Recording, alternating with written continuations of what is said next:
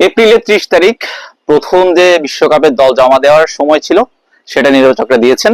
25 তারিখ অর্থাৎ মে মাসের 25 তারিখ পর্যন্ত সুযোগ আছে চেঞ্জ করার, আইসিসির টেকনিক্যাল কমিটির অনুমতি নিয়ে সেই সুযোগটা আছে এবং বাংলাদেশ সেখানে একটা চেঞ্জ করেছে। সেই চেঞ্জটা হচ্ছে মোহাম্মদ সাইফুদ্দিন, তার পরিবর্তে এসেছেন তানজিম হাসান সাকিব। অর্থাৎ সাইফুদ্দিন গতকাল পর্যন্ত যে একাদশটা ছিল আইসিসির কাছে সেটাতে তিনি, যে স্কোয়াডটা ছিল সেটাতে তিনি ছিলেন, কিন্তু আজ থেকে তিনি আর স্কোয়াডের সদস্য নন টি-20 বিশ্বকাপের। ইভেন তিনি রিজার্ভ যে একজন পেস বোলার নেওয়া হয়েছে সেটারও সদস্য নন, অর্থাৎ 19 সদস্যের দলে তিনি নেই।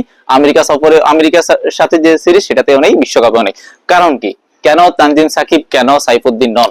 প্রশ্ন অনেকগুলো ছিল, বারবারই একই উত্তর এসেছে যে বিপিএল এ তানজিম সাকিব 9 ম্যাচে 11 উইকেট, সেখানে 9 ম্যাচে সাইফুদ্দিনের ছিল 15 উইকেট। সাইফুদ্দিন দলকে চ্যাম্পিয়ন করেছেন, সেই এখানে 7-8 উইকেট নিয়েছেন 4 ম্যাচে। অন্যদিকে তানজিম সাকিবের 2 ম্যাচে 1 উইকেট। তবুও কেন তানজিম সাকিব? এই প্রশ্নের উত্তর আসলে নির্বাচকরা যেটা বলেছেন যে সাইফুদ্দিনের কাছে তাদের যে আগ্রহ, যে প্রত্যাশা ছিল, যে এক্সপেকটেশন ছিল যে মোহাম্মদ সাইফুদ্দিন খুব ভালো করবেন, বা সেটা তিনি ফুলফিল করতে পারেননি। স্পেশালি তার যে সবচেয়ে শক্তিশালী যে বোলিংটা ইয়র্কার, সেটাও তারা আসলে সেভাবে পরিলক্ষিত করতে পারেনি, তারা সেটা সাইফুদ্দিন দেখাতে পারেনি।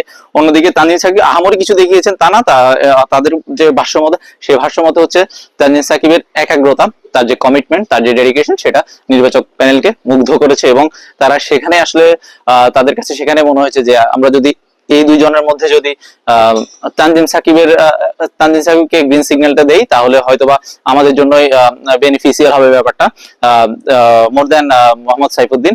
কারণ সাইফুদ্দিনের কাছে তারা সেই কমিটমেন্টেরই বা হয়তোবা ঘাটতি দেখেছেন এবং তার যে তাকে আসলে তারা স্লগ ওভারের জন্য যেভাবে চিন্তা করছিলেন, স্লগ ওভারে তিনি আসলে লাস্ট 2টা ম্যাচ আসলেও খারাপ করেছেন এবং স্পেশালি শেষ ম্যাচটাতে তিনি 55 রানের মতো দিয়েছেন, যেটা 51 কি 55, যেটা আসলে খুব বেশি হতাশ করেছে নির্বাচক প্যানেলকে এবং সাইফুদ্দিনের নামটা সরে যেতে, অর্থাৎ নামটা সরিয়ে দিতে বাধ্য হয়েছে। এবং সাইফুদ্দিন না থাকলে সেক্ষেত্রে আরেকটা অপশন, সেটা হচ্ছে তানজিম সাকিব, এবং সাইফুদ্দিন না থাকায় সাকিবের নামটা অটোমেটিক চলে এসেছে। এখন সাকিবের তাইলে সাকিবের এখন যে ব্যাপারটা সেটা হচ্ছে সাকিবের পক্ষে যে শুধু যে 2 ম্যাচে 1 উইকেট তা না, এটা ছাড়াও যুক্তি ছিল শ্রীলঙ্কা সিরিজে তিনি খুব ভালো খেলেছেন এবং শ্রীলঙ্কা সিরিজে তিনি বাংলাদেশে একটা ম্যাচও জিতিয়েছেন।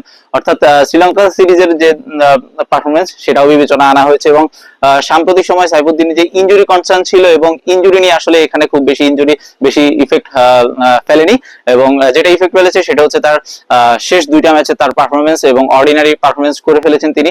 নির্বাচকদের চোখে যেটা মনে হয়েছে যে বিশ্বকাপের পর্যন্ত, সেটা হয়তোবা তিনি এরকম কন্টিনিউ করলে বিশ্বকাপে হয়তোবা তিনি আরো খারাপ করবেন। অন্যদিকে সাকিবের যে একাগ্রতা তারা দেখেছেন, সেটা মনে হয়েছে যে বিশ্বকাপে যদি তারা সাকিবের পক্ষে যান, অর্থাৎ সাকিবের উপর তারা ভরসা পাচ্ছেন, মোহাম্মদ সাইফুদ্দিনের উপর তারা ভরসাটা পাচ্ছিলেন না। এই জন্যই সাইফুদ্দিন বিশ্বকাপ দলে নেই, তানজিম সাকিব বিশ্বকাপ দলে। মিরপুর শের-ই-বাংলা জাতীয় ক্রিকেট স্টেডিয়াম থেকে শাহরিয়ার শাওন, স্পোর্টস বাংলা।